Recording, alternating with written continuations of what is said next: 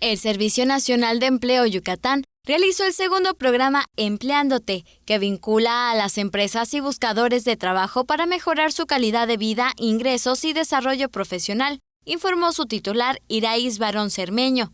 La dependencia ofrece intermediación laboral con un proceso de reclutamiento y selección completo, rápido y eficiente, en el que por medio de la aplicación de pruebas de habilidades y psicométricas se identifican competencias de mujeres y hombres para colocarles en puestos que vayan de acuerdo con su perfil.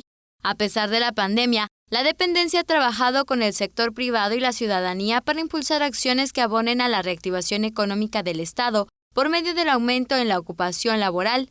Entre las vacantes, sobresalen las plazas en la Secretaría de Desarrollo Social con el programa Médico 24/7.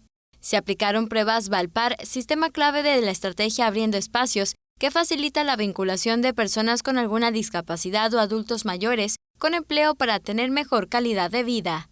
Teleyucatán te informa.